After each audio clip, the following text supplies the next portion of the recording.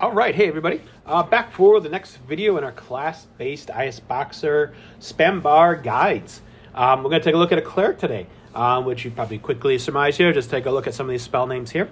I'm going to do something a little bit different, hopefully a little bit helpful here. I'm not very professional here, so this is just literally just a snip I've got up on the screen here.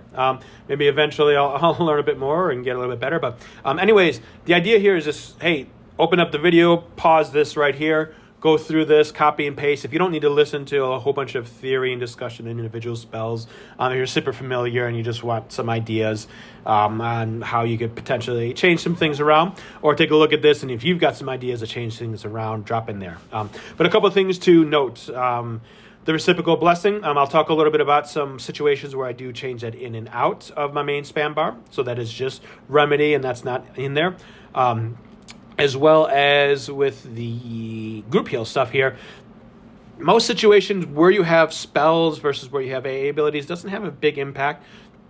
But because of the long cast time on these spells for Cleric group heals, it helps a ton to make sure you get AA abilities there prior to that. So make sure that you've got to the, I kind of noticed I've got Quiet and Beacon switched up there. So Beacon of Life first, Quiet Prayer after that.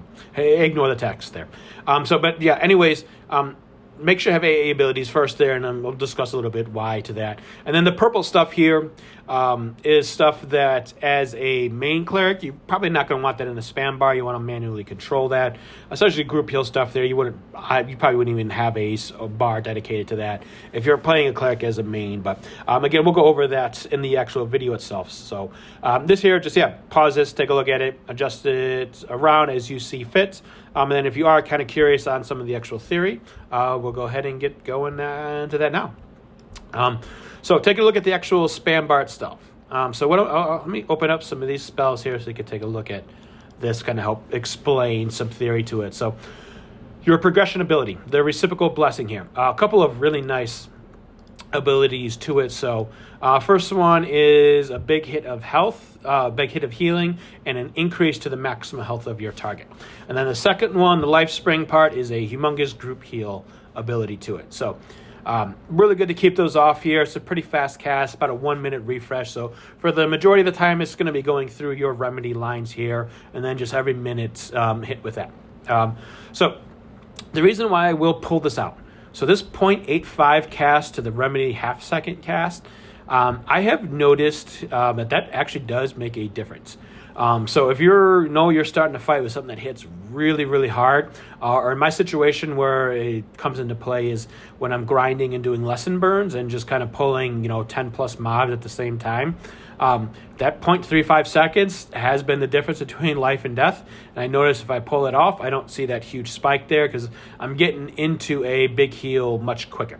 So if you do find having that first, you're seeing just really, really huge spikes, pull that out and just rely on your remedy to go through its much quicker casting, because 0.85 to 0.5 may not seem like much, but it's a pretty decent chunk and does make a difference. So next situation where I will pull this off is the life spring, based on the life spring here. So if I'm in a situation where I know there's a lot more group AE damage being done, I'll pull this off and I'll put it into my group heal rotation there. Because that is a nice big hit there. And unlike Cleric normal spells that are 4 seconds and longer to cast, the 0.85 second for that big hit there is really, really nice and can help, especially when there's much more predictable, like, all right, I know I'm going to take a humongous hit of AE damage. This was a nice help for Heroes Are Forged type situations before getting Clerics, the NOS clicky to block that.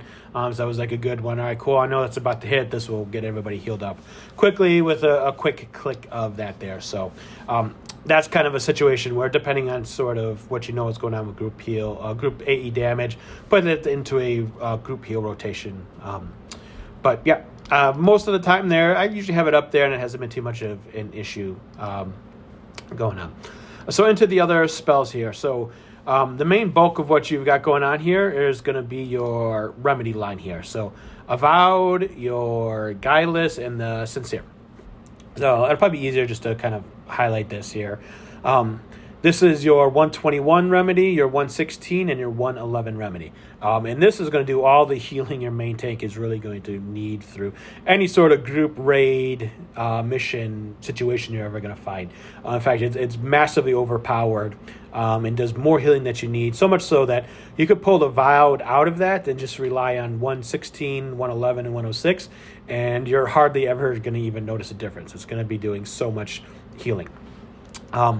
So you only want those 3 in there. Putting a 4th one in is useless because of the recast timer. By the time it goes through all 3 of those, the first one will be back up and it'll go right back to that Avowed one there and refresh that. So definitely always have the bigger one up first because obviously that's what I want going off first is that big hit there. But yeah, this is just, it's overpowered. I mean, this is one of the reasons why people have contend to rely on shamans over clerics. Is because shamans don't hold a candle to clerics in terms of single target healing, but it's just so much more than you actually will need in 99% of the situations that the shaman healing is enough and will get you through any sort of group progression, task, mission that you need. So shamans are nice because then you also get the healing, but then you get added DPS, you get the potential of just straight DPS with some dotting, some of their extra utilities and things like that. From an ISBoxer standpoint, the pain point is they don't work that well because they need you to swap targets for DPS, and their healing is just a bit weaker when it comes to spamming. If you're main controlling a shaman, awesome, but from a box tune, they fall a little bit behind. So that's why ISBoxer, the preference is the Cleric. Will just keep you alive and much more secure. But anyways, back into the actual discussion here. So that's your single target here, and then into the group heal stuff here. Another reason why shamans actually, we're one more second on shamans. The shamans group heals are definitely way better than clerics for sure. But even within TOB missions, which have a pretty good amount of AE damage, the clerics group stuff is for me has been more than enough to get by. So. And I'm largely group geared except for a couple characters. So I don't know if you're weaker geared, maybe shamans might be a little bit more helpful from some of that AE damage, but cleric it should be more than fine for you.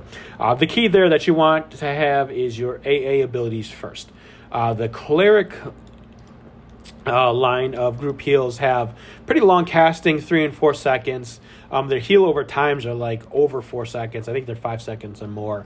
And they're pretty weak here. So you want to rely on these guys here. So the main one is the syllable and then the word of greater vivification here. The word of greater vivification is one that you may not want in there for the majority of, maining a cleric, because this also gives a nice little splash of curing here for disease, poison, and curse counters there. So you might want to reserve that for just when you know you need that on your group there. But from main spamming, from a boxing standpoint, I keep that in there. The 2 AA abilities, the Celestial and the Beacon of Life. Why don't you close there? Celestial is the heal over time AA ability. The Beacon of Life is the instant hit group heal health ability. So having those first just ensures those oh crap moments that those are always going to, let me just pop it off. It'll always hit those and then go into your spells. If your spells are first, it'll take a moment or two for the cooldown for those to cast.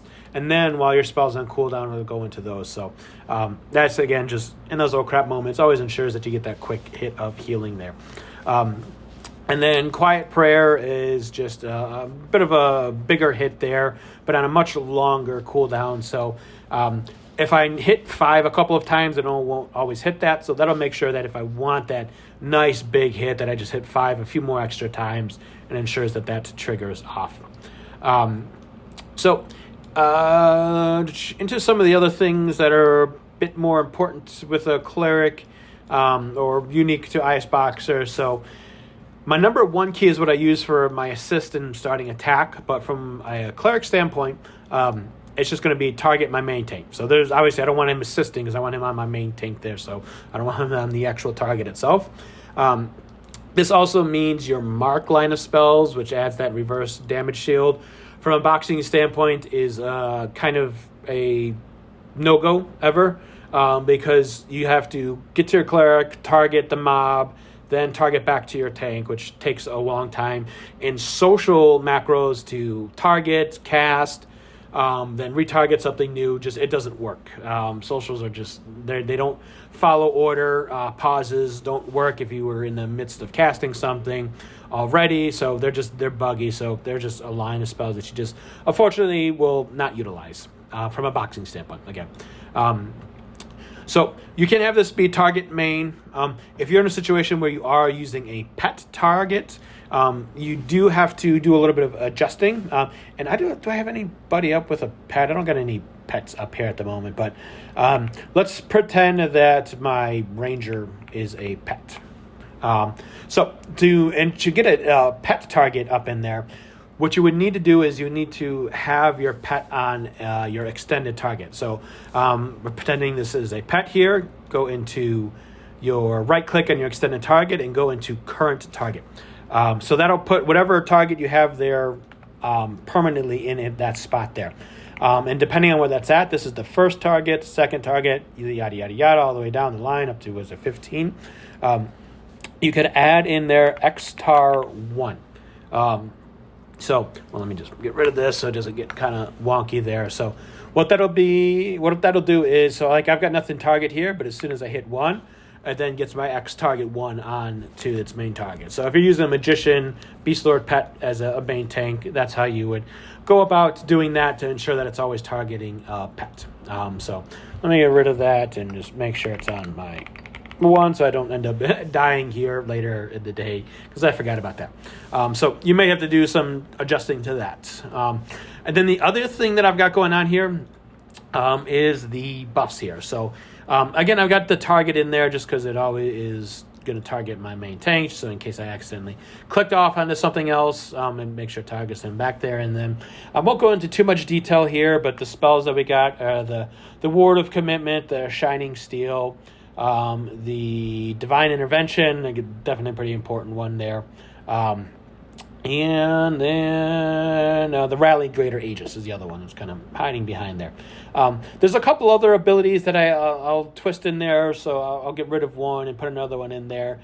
Shining Steel here one is kind of cool, but it goes through it pretty darn quick, so on a longer recast. So I'll sometimes swap that out for some of the other ones.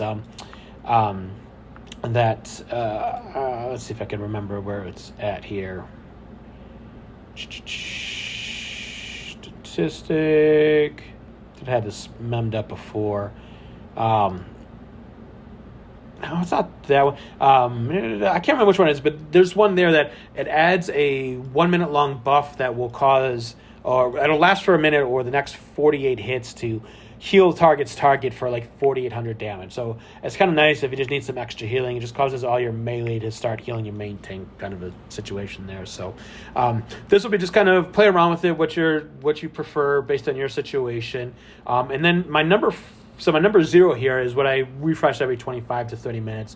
And then my number 4 is the exact same one here, because Divine Intervention has a long recast to it, so it won't always refresh that. But the Rallied and the Ward here have much faster recast there, so it'll just refresh those in between every couple of fights or every 25-30 minutes whenever I click that. So you can get a little bit more intricate and actually get some separate stuff going on there based on what you need.